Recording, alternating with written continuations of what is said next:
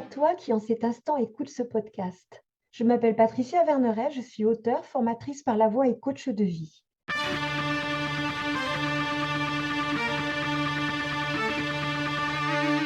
Merci aux participants qui ont bien voulu partager leurs expériences de vie transformatrices et riches d'enseignements pour qui sait écouter et voir au-delà des apparences. Que leurs récits et nos échanges t'inspirent pour oser te lancer dans de nouvelles aventures avec toi-même. En fait, il y a deux choses qui ont émergé. Écrivain public ou bien, je ne sais pas comment ça s'appelle, mais One Woman Show. Voilà, genre je vais faire des spectacles à la façon Florence Foresti pour faire marrer les gens et tout. Bon, voilà. Mais je crois que j'avais pas assez d'audace par rapport à ça. Et puis, je pense que la vie d'artiste comme ça, je pense, elle ne me convenait pas. Je me suis dit, bon, allez, écrivain public. Et donc, j'ai eu l'opportunité, grâce à ce dispositif, donc non seulement d'avoir repris à temps partiel, donc à mi-temps, un travail dans le secrétariat administratif, mais aussi de pouvoir reprendre des études. C'est-à-dire qu'en fait, j'ai demandé à m'inscrire pour une formation, notamment de licence professionnelle d'écrivain public. Je n'ai pas été prise, faute de motivation suffisante. Donc je me suis dit, ah mince, tiens, comment ça se fait et tout. Ah oui, ah non, il y a un truc très drôle aussi. C'est qu'en fait, dans cette même université, j'ai fait toutes les démarches pour faire une validation d'acquis de l'expérience par rapport à mes, du coup, 14 années d'enseignement pour avoir l'équivalence de licence de sciences de l'éducation, voilà, une équivalence. J'étais hyper contente parce que ça m'a fait prendre de la distance par rapport à ce que j'avais fait, remettre en forme et de manière différente, avoir un regard sur mon ancien métier. Mais il se trouve que j'ai fait une demande dans un établissement où ils n'avaient pas la licence en question, donc ils ne pouvaient pas valider quoi que ce soit. Sur le coup, je me suis dit, ah merde, c'est bête. En fait, voilà, j'avais tout fait, pas dans le bon établissement. Je me suis dit, ça quand même, c'est bizarre. Bon, malgré tout, ça m'a servi pour justement postuler pour écrivain public. Et on ne voulait pas de moi.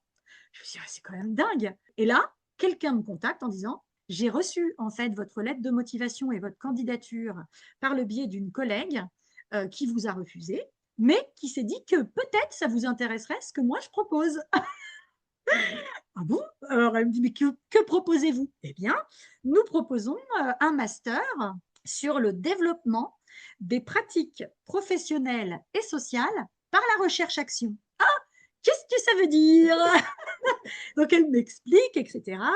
Et moi, tout de suite, ce que j'ai aimé, c'était vraiment cette dimension de recherche-action, c'est-à-dire vraiment être en possibilité de mener une recherche valide, mais à partir d'une expérience professionnelle ou sociale, donc une pratique sur laquelle on a envie de réfléchir et de la faire avancer. Et donc, du coup, je me suis dit, mais c'est génial, parce que moi, je réfléchirais bien à la reconversion professionnelle des enseignants du premier degré. Mais qu'est-ce que c'est que ce travail et dans quoi on arrive quand, à un moment donné, on n'est plus en capacité d'assumer son métier, de le pratiquer encore, ou même tout simplement, on n'a plus envie de le faire. Ben, j'étais acceptée.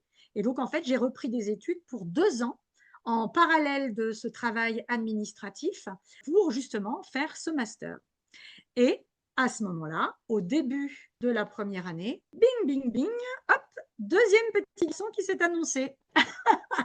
La reprise d'études, le fait d'avoir déjà un premier enfant, puis enfin voilà, donc oula, oula, oula, là ça a fait beaucoup, beaucoup de choses, mais bon, je suis quand même arrivée à aller pour la deuxième année.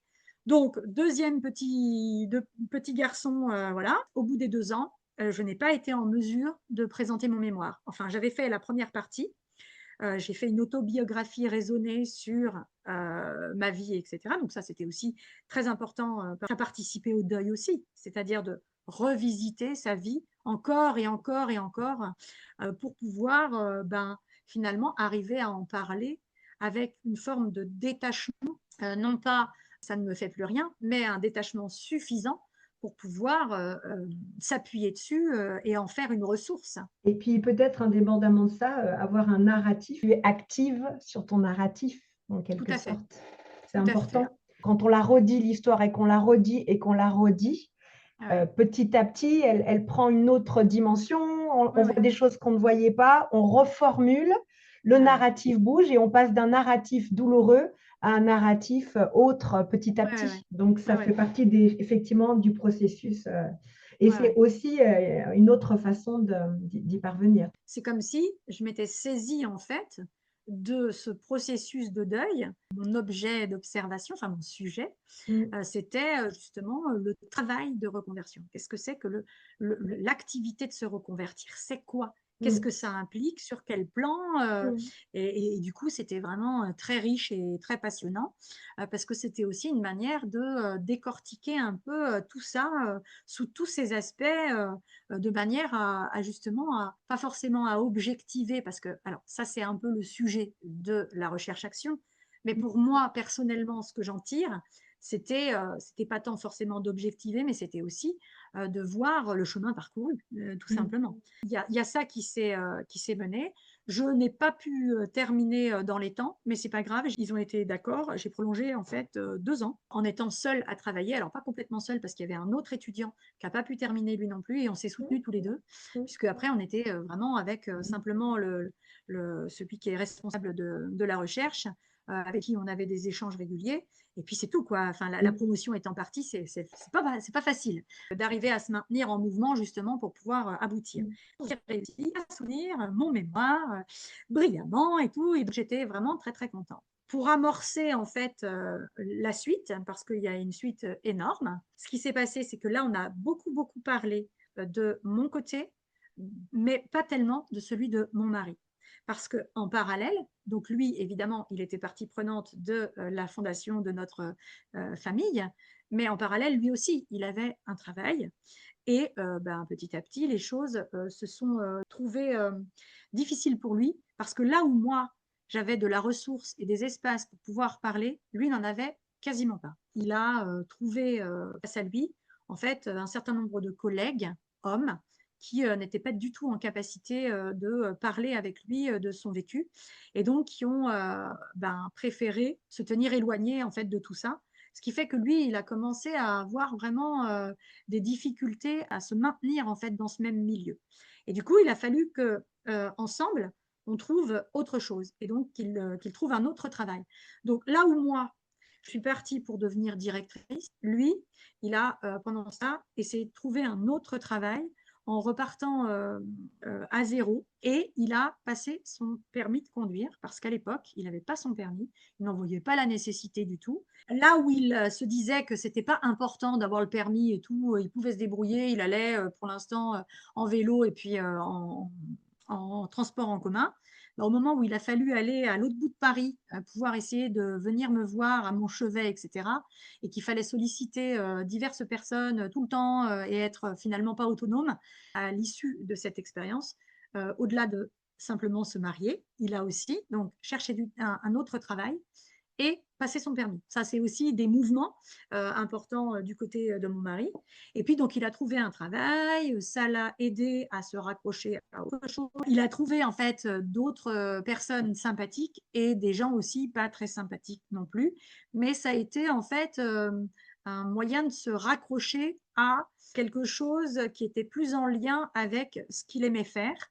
Il s'est aperçu que ça avait perdu du sens aussi le fait d'avoir simplement un boulot alimentaire, parce que c'était un peu ça. Hein. Donc, il a voulu se rapprocher de ce qui l'intéressait. Et ce qui l'intéressait à la base, c'était la lutherie et l'ébénisterie, parce qu'il avait fait une école d'ébénisterie. À ce moment-là, on s'est aussi soutenu pour qu'il puisse trouver un autre travail en proximité et passer son permis. Donc, il a trouvé un autre travail, voilà, assez facilement. Il s'est maintenu, il a fait beaucoup d'efforts, mais en fait, il était maltraité. Vraiment. Et jusqu'au jour où ben, il était tellement maltraité que je lui ai dit, il faut vraiment aller voir le médecin et arriver à expliquer tout ça. Notre médecin était vraiment très à l'écoute. Je lui ai dit, tout de suite, tu arrêtes tout, reconstruis-toi. Et donc, à partir de ce moment-là, moi, j'étais donc dans l'atelier projet, se remettre en projet. Donc, j'avais des billes de mon côté. Et puis, j'étais en sécurité, entre guillemets, de l'emploi, puisque j'étais dans ce dispositif post-adapté. Et donc, en parallèle, c'est là où mon mari s'est écroulé. Là, on a donné la priorité à sa reconversion parce qu'à ce moment-là, il a réussi à exprimer que, bon, mais moi, je veux être luthier. C'est ça que je voulais faire au départ. J'y suis pas arrivée pour diverses manières. Ça n'a pas abouti, mais là, en fait, c'est ce que j'ai envie de faire. Et à partir de là, en fait, a découlé un certain nombre de décisions qui ont fait que j'ai différé ma propre reconversion pour pouvoir se consacrer à la sienne, parce qu'elle était à ce moment-là vitale. Ce qui s'est passé dans la suite de notre vie, c'est que notre vie, par rapport au fait que nous avons perdu notre premier enfant, elle a été, je dirais pas conditionnée, mais rythmée et surtout en attention par rapport à comment on va l'un l'autre. Et on ne va pas forcément bien, mal en même temps. Et j'allais dire, c'est réellement sur cette base-là que la suite de notre existence s'est construite. C'est-à-dire, OK, tu vas mal, on fait quelque chose là. Là, vraiment, on s'occupe ça devient prioritaire. Et bon, bah, qu'est-ce qu'on peut mettre en œuvre? Vers qui on peut se tourner pour demander de l'aide, etc. Et voilà, notre vie depuis ce décès, ça a été vraiment, bon, OK, et nous, et moi, et toi, c'est qu'est-ce qui est essentiel pour la suite du parcours. Et moi, de l'extérieur, au-delà de ça, de ce que tu viens de dire, j'ai l'impression, hein, toujours pareil, que ça vous a mis en lien avec l'idée d'être attentif aux êtres humains que vous êtes. Ouais, Au-delà de la façon dont vous paraissez, de ce qui est visible ou pas, il y a vraiment l'idée de là, prendre soin des êtres humains et à tour de rôle, quand on voit qu'il y en a un qui est un peu plus debout que l'autre, etc. Donc là, on voit vraiment à quel point que l'être humain, quand il est entouré, que ce soit proche ou lointain, bah, c'est ouais, hyper important parce que oui, il y a des choses que l'on peut faire seul, mais la véritable autonomie, j'ai envie de dire que c'est ça. C'est-à-dire que quand tu es en capacité, tu le fais. Quand tu n'es pas en capacité, tu trouves de quoi t'appuyer. Tu ne perds pas ton pouvoir. C'est juste que ouais, ouais, là, c'est ça. tu vas chercher la ressource qui va t'aider à traverser ce pas-là, quoi. Dans tous les cas, moi, j'entends le fait d'être en attention avec les êtres humains, mais pas seulement en attention du paraître ou en attention Ouais, ouais. oui, du côté social, en attention de la santé de chacun, parce qu'évidemment, j'imagine que cette expérience vous a mis profondément en lien, puis avec cette connexion profonde, enfin, c'est comme si vous n'avez plus le choix, enfin, il y a le choix, Ouais, mais ouais, ouais, ouais, non, non, plus le mais choix entre guillemets, c'est-à-dire en étant aussi connecté en profondeur, en plus avec la mort proche, la vie, enfin tout ce qui se mélange, bah, cette connexion, elle mène à prendre soin, elle ne mène ouais, pas à se martyriser, elle ne mène pas à chercher comment faire pour maintenir ce soin et faire en sorte que chacun puisse avancer sur son chemin. Je sais qu'après, il y a eu des jumelles et tout ça, c'était vraiment le parcours. Et la question là que j'aurais maintenant, qu'est-ce que dans tous ces 20 ans qui sont passés, alors parce que de ce que j'ai entendu de ton parcours, il a fallu que toi, tu ailles chercher, que vous alliez chercher, parce que rien n'était proposé. En fait, on dirait que, en tous les cas, à cette époque, je ne sais pas si c'est encore le cas maintenant, mais tu vas pouvoir mieux en parler que moi, comme si là, ben, j'ai besoin de ça, je vais aller là, j'ai besoin de ça, je vais aller là, etc. Mais comme si tous ces besoins n'étaient pas pris en considération du départ. Tu l'as bien souligné que le deuil se fait dans différents temps, que ça se fait dans différentes dynamiques, que des fois c'est le moment et des fois ça l'est pas encore et donc c'est pas pour maintenant. Je sais qu'aujourd'hui c'est quelque chose qui te tient à cœur par rapport à des ateliers, tu vois, au-delà, enfin j'ai l'impression que ça m'a même au-delà, c'est comme si le deuil périnatal était l'occasion donnée à aller chercher tous ces accompagnements nécessaires pour avancer, quoi, tu vois. Tu dirais que qu'est-ce qui t'a manqué dans ton parcours par rapport à, parce que tu as dû aller chercher des choses, même si tu as trouvé les ressources, hein, c'est évident, hein, mais alors pas qu'est-ce qui t'a manqué, qu'est-ce que tu aurais aimé avoir à disposition qui t'aurait permis de mieux vivre toutes ces choses-là. Et aujourd'hui, ben, ça t'a mené à quoi dans ta réflexion, justement? Alors, je ne sais pas s'il m'a manqué quelque chose parce qu'en fait, depuis tout petit, quand j'ai une idée et que j'ai vraiment envie de la réaliser ou de la mettre en œuvre, je dresse les antennes, je fais une veille en fait hein, sur le sujet. Et puis, bah, évidemment, voilà, des choses arrivent. Et ah tiens, ça me parle, ah ça moins, etc.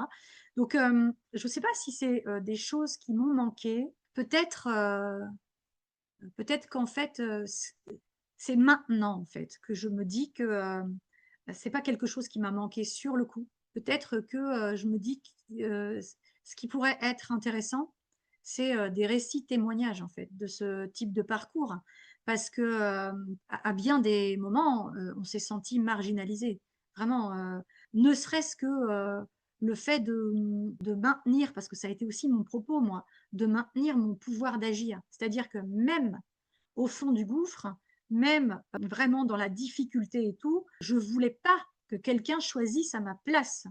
Et donc, c'est aussi ça, ma force qui m'a guidée à me dire, bon, ben voilà, ok, mais ça va pas, mais à un moment donné, voilà, quelque chose va arriver jusqu'à moi et qui va résonner et me dire, ah ouais, ça m'intéresse, ça va me réveiller ou me remettre en, ouais, c'est ça, en mouvement. Je pense que c'est peut-être plus de l'ordre des témoignages, ouais. Là, moi, j'ai participé récemment à un cercle de deuil périnatal. C'est hyper important, en fait, ces possibilités de déposer là où on en est, ce que ça fait. Et moi, j'ai vraiment trouvé beaucoup de sens d'y aller moi aussi, même 20 ans après, pour pouvoir dire à des personnes pour qui c'est en ce moment maintenant ou très récent, de dire que ce qui est très très important, c'est que le chemin n'est pas facile, mais qu'en même temps, il y a du sens à faire quelque chose de la personne que l'on est devenue suite à ce vécu. C'est vraiment, voilà, pour peu qu'on ait choisi de faire la suite. Parce qu'après, encore une fois, quelqu'un peut décider que, voilà, non, ça s'arrête là et j'ai plus envie, et voilà, tout est Mais possible. quand même avec l'idée que dans ces endroits où il y a la parole, etc., où les choses peuvent être dites, qu'il n'y ait pas quelqu'un qui soit sachant pour toi ou qui te... C'est Ouais, ça, hein, c'est vrai, dans ce que tu disais, hein, c'est l'idée, comme tu l'as dit, moi je voulais pas perdre mon pouvoir de choisir. ouais, Et ouais, même si on a tenté parfois de, tu vois, peut-être de l'enlever un petit peu, il y a l'idée à un moment donné de, OK, mais pas avec quelqu'un qui te dit, voilà, il va se passer ça, ça, ça, ça, mais toi, comment tu le vis, quoi, de ouais, vraiment ouais, ouais. dans l'interrogation par rapport à l'autre, hein, c'est ça, c'est l'idée de parole, oui, mais parole qui construit et pas parole qui... Ouais, oui, c'est ça. Alors, pour moi, quelqu'un qui se poserait en sachant, c'est pas un problème à partir du moment où je reste libre de mes choix. Ayant été enseignante, je sais ce que c'est que d'apporter de la matière. Voilà, de la matière, mais après, chacun est libre d'en faire ce qu'il veut ou de carrément de ne pas l'apprendre. Malgré tout, cette ouverture sur une connaissance ou une façon de voir le monde différente et tout, moi, elle a toujours été très intéressante pour moi parce que ça m'aide à me questionner et à avancer. Parce que toi, tu es tellement relié avec ce qui t'anime et ce qui est en toi que tu sais entendre un avis sans le prendre pour une vérité. Oui, c'est ça, c'est ça. Mais par contre, il y a des personnes qui sont peut-être plus fragiles à cet endroit-là, tu Tout à vois. fait. Et Ouais, du ouais. coup, d'avoir un espace où à un moment donné, mais là, je peux dire, et oui, il y a d'autres angles de vue et je les entends, mais le mien, quel est-il? C'est pas tout à fait la même chose. En tous les cas, tout le monde n'a pas cette tête exploreuse, cette tête chercheuse et surtout Ouais, avec l'idée de je sais tellement ce qui résonne avec moi, je le suis et ce qui ne résonne pas, je ne le suis pas. ouais, ouais. Et là, tu vois, ça ne donne pas les mêmes billes par rapport à C'est l'écoute de sûr. tout ça. Non, non, Et mais je pense que c'est là que c'est important d'avoir des personnes en capacité de dire, voilà, ça c'est un avis, et là ce n'est pas un avis, mais attention, toi, qu'est-ce qui serait juste pour toi, quoi. Ce qui ouais, n'est ouais, pas... Ouais. complètement. Et d'ailleurs, moi, j'ai souvent, j'ai souvent dit à des proches, alors écoute, je vais te demander ton avis, mais rien ne dit que je vais le suivre. Mais si tu veux bien me donner ton avis, je suis intéressée par ta façon de voir les choses. Voilà, j'alerte. Tu sais, moi j'ai écrit un article là-dessus parce que qui disait, tu me demandes mon avis, mais tu ne m'écoutes pas. J'explique que personnellement, quand je n'arrive pas toute seule à faire les choses, en demandant l'avis des autres, j'entends à l'extérieur une voix qui parle et dans ces cas-là, je suis en mesure d'écouter comment mon corps réagit avec les mots. Et c'est Mhm. là que ça me donne des pistes sur moi. Ouais, Et ouais. du coup, les gens, des fois, me disent, pourquoi tu demandes, t'écoutes pas? En fait, si j'écoute, Mais bien sûr. grâce à toi, je peux enfin m'écouter, alors que je n'y arrivais pas toute seule. Mais Ouais, ouais, ouais. ça ne veut pas dire que je vais valider ce que tu me dis, mais Ah ça ouais. m'aide vraiment dans la... C'est ce que tu viens de décrire, en fait, c'est pour ça que j'en parle. Au-delà de s'écouter, moi, je pense que je suis à mon écoute depuis longtemps. Par contre, là où il y avait du progrès à faire, c'était dans l'idée de me positionner par rapport à cette écoute. C'est-à-dire que parfois, on a l'impression que c'est gagné parce qu'on va s'écouter, mais en fait, on est aussi en capacité de s'écouter et puis d'écouter les avis des autres et de marcher par rapport aux autres et pas par rapport à soi. Je pense que j'ai toujours été réceptive et attentive à tout ça. Après, les choix que j'ai faits, ils n'étaient pas forcément guidés par l'écoute de soi. Parfois, c'était plus guidé par rapport à mon installation dans mon contexte. Et donc, à essayer comment dire, de peaufiner, entre guillemets, mes relations sociales, voilà, dans mon contexte de ma vie. Mais pour moi, c'est pareil, en fait, tu vois, c'est toujours par rapport au référentiel, c'est l'écoute. Ouais. Parfois, on écoute et on sent qu'on ne va pas pouvoir faire le choix de suivre ce qu'on a, mais on le fait en conscience, on ne le fait pas inconsciemment. Et en Oui, ne oui, faisant pas inconsciemment, on prend ouais, la ouais, responsabilité du choix. En fait, pour moi, l'écoute, elle est vraiment pour amener ouais, à, ouais. je choisis en fonction, en mettant de la conscience, j'ai conscience que là, ben non, par exemple, là, ben, cette personne-là, elle a peut-être plus besoin et je vais mettre ma vie entre parenthèses, mais je le fais en conscience. Et comme je le fais en conscience, je ne le fais Ouais, pas ouais. avec l'idée de je me sacrifie. C'est un choix que je fais. Et Ouais. du coup, il n'y a pas Ouais, ouais, bien sûr. de désespoir derrière parce qu'à un moment donné, on ne s'est pas écouté parce qu'on a fait le choix de ne pas écouter, entre guillemets. L'écoute, pour moi, elle n'est pas Ouais, ouais. que de suivre immédiatement tout, parce que comme si c'était tout le temps comme ça. C'est vraiment d'amener à un choix conscient Ouais, ouais. parce on a entendu que là, Ouais, ça ne c'est ça. voulait pas.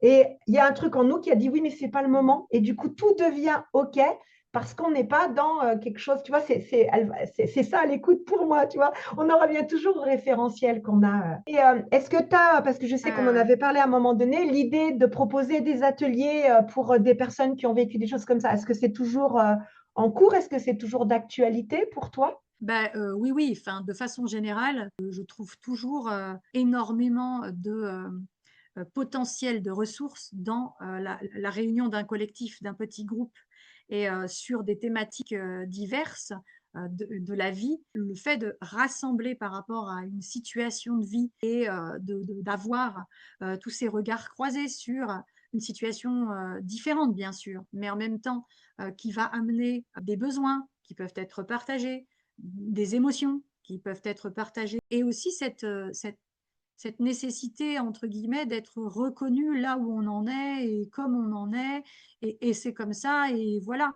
Moi, je sais que offrir, alors offrir, c'est une façon de parler parce que, bien évidemment, l'idée n'est pas forcément que tout soit gratuit, mais vraiment de proposer, voilà, c'est plus juste, de proposer un espace-temps dans lequel le cadre permet de pouvoir déposer des choses dans la confidentialité, mais en même temps dans la réalité et l'authenticité de qui on est et de ce que l'on vit, ça me paraît vraiment important à proposer. Donc c'est vrai que c'est quelque chose que j'ai envie de proposer.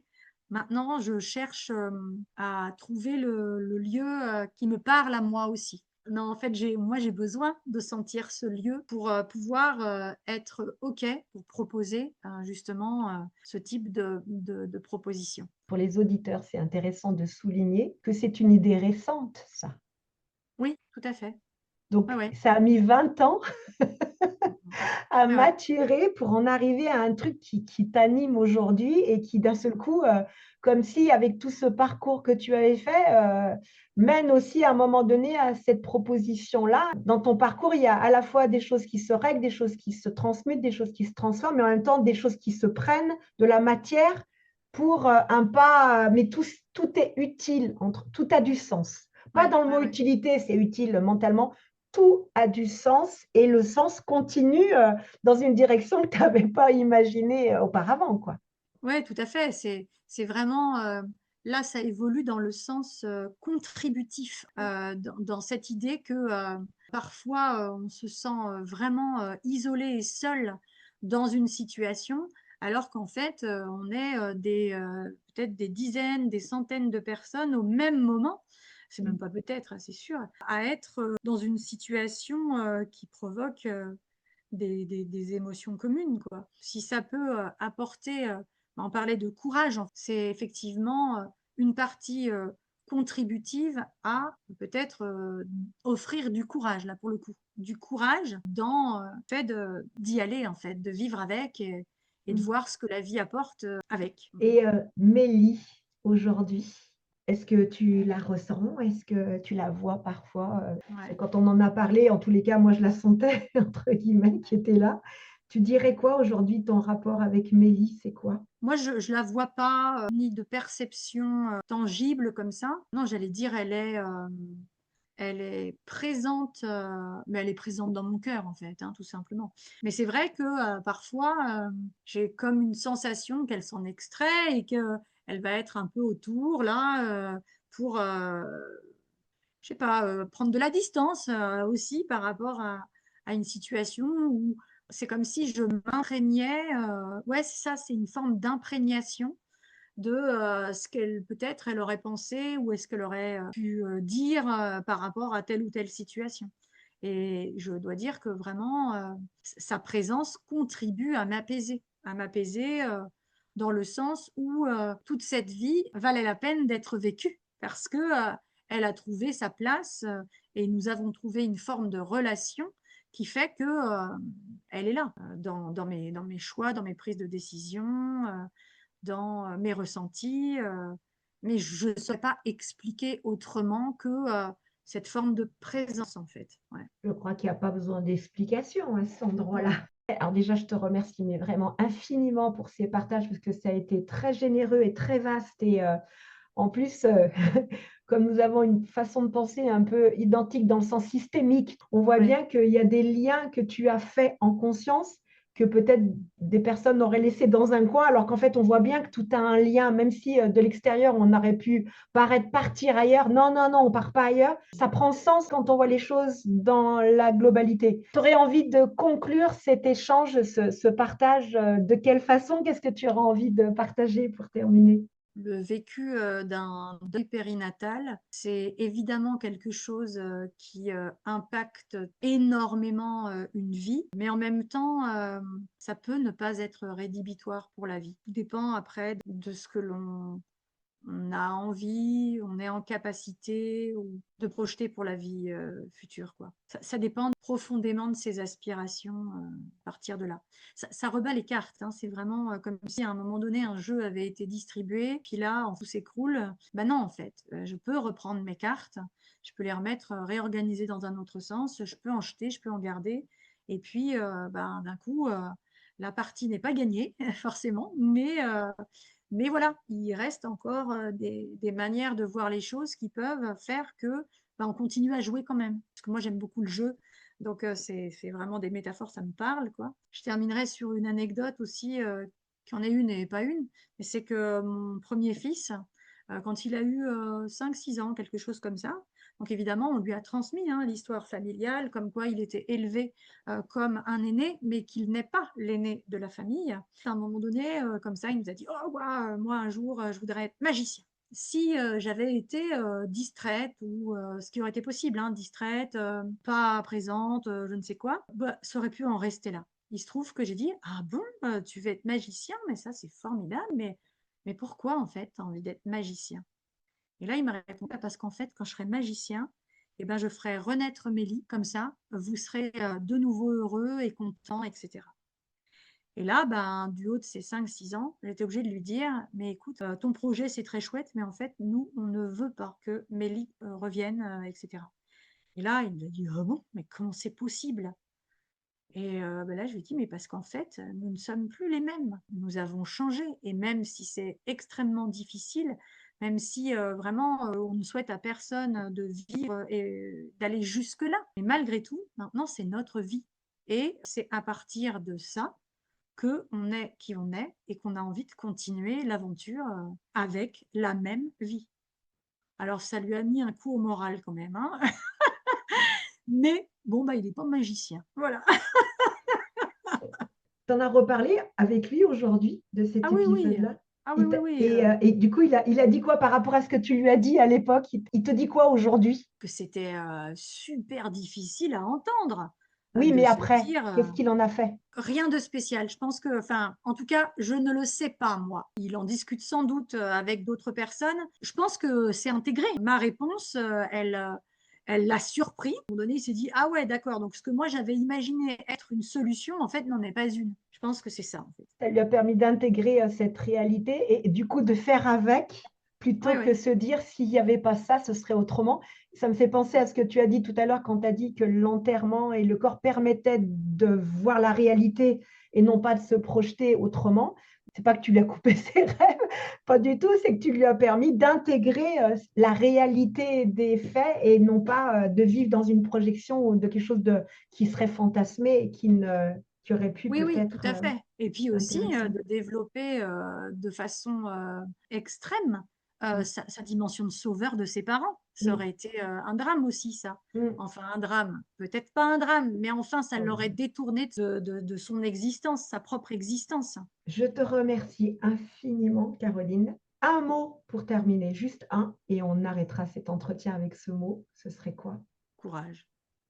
Merci. Ce podcast se termine. J'espère qu'il t'aura mis en mouvement pour te rapprocher un peu plus de ton être profond. N'oublie pas, toi seul fais ce qui est juste pour toi-même. Merci pour ton écoute.